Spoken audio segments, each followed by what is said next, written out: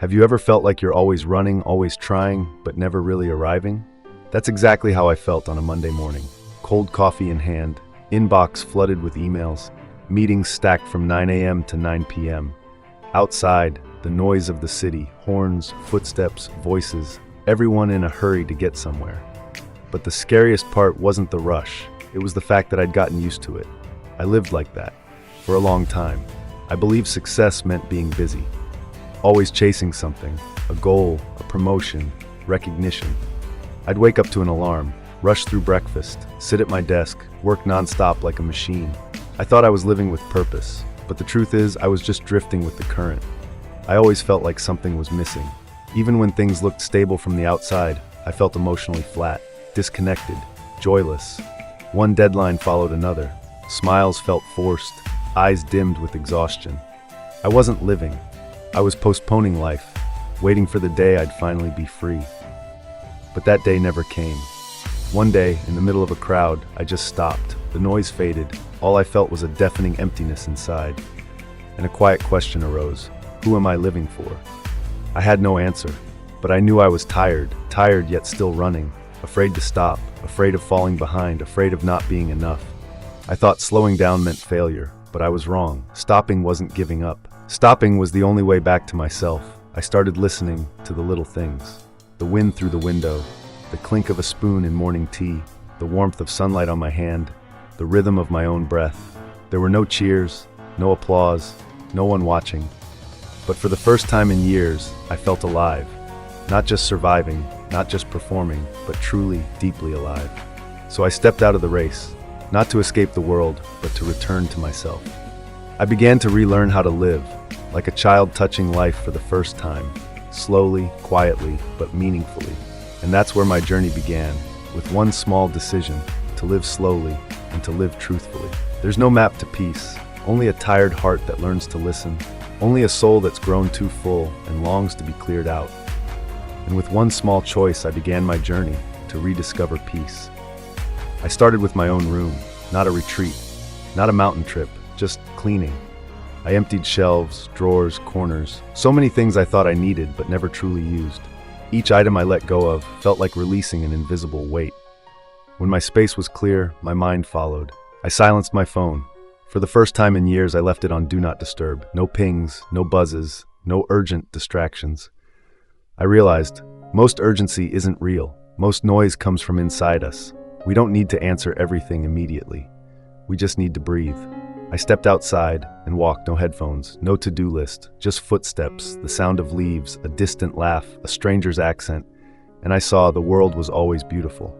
I was just moving too fast to notice. Peace isn't somewhere far away. It's wherever we are, if we're quiet enough to see it. I drank tea without a screen. It sounds silly, but when was the last time you sat down with a warm cup and just drank it? No scrolling, no multitasking, just sipping.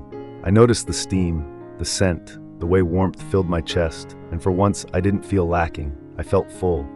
I started journaling, not to impress, not to explain, just to talk to myself. How am I feeling? What am I grateful for today? What do I need to let go of? As I wrote, I listened, I understood myself, and little by little I didn't fear being alone, because I was finally with myself again.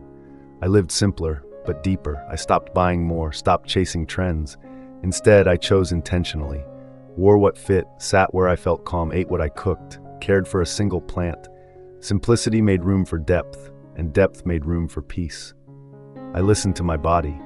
I stopped forcing 5 a.m. wake-ups. I let myself rest. I noticed tight shoulders, took deeper breaths, sat straighter, moved slower. My body wasn't just a tool, it was my first home. And when I treated it kindly, peace returned there too. I embraced silence, not the kind that feels empty, but the kind that invites you inward. At first it felt strange, uncomfortable, but then I heard birds, breath, the creak of floorboards, my own heart. And I realized silence isn't lonely, it's honest. I stopped chasing, I stopped comparing, stopped trying to be ahead. I didn't need to be more, I just needed to be real. I stopped chasing because I had arrived. I began to notice little blessings. A rainy day meant staying in with a book. A simple meal meant I wasn't hungry. A friend's message meant I wasn't forgotten. Happiness wasn't in more. It was hidden in enough. And slowly I became someone who loved slow mornings, quiet evenings, and days that didn't need to be filled to feel complete.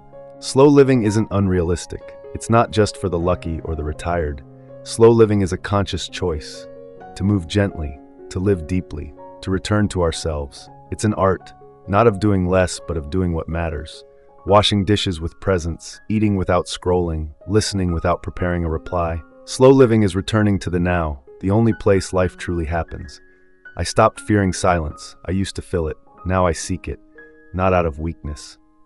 But because I've learned, silence isn't empty. It's full of answers. In stillness I found forgotten dreams, suppressed emotions, and the parts of me I once silenced. I became present, truly present. While eating, while walking, while feeling sad. The more present I was, the richer life became. Every day revealed a new layer of beauty. I didn't fall behind, I simply stopped rushing. Slow isn't stuck, it's steady, it's grateful, it's alive. I forgave others, myself. Not because they deserved it, but because I deserved peace. I let go, not because I was weak, but because I finally understood. What we hold too tightly only weighs us down. I stopped proving. I didn't need achievements to be worthy.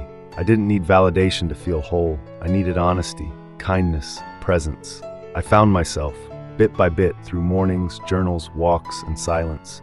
Through the ordinary, made sacred by attention. I met a version of myself who wasn't loud or shiny, but was whole, real, enough. Peace was always there, waiting, not in a faraway place, but here, in tea, in breath, in noticing. We don't need to escape, we just need to come home. I stopped chasing futures, stopped clinging to pasts, and began to live here, now. And right now I have enough. A breath, a smile, gratitude. If you are tired of rushing, of proving, of pretending, then this is your permission. You don't have to keep running. You don't have to prove anything. You don't have to catch up. You just need to come home. To yourself, to the quiet peace that has been waiting all along. Slow living doesn't make you fall behind. It keeps you from missing your own life.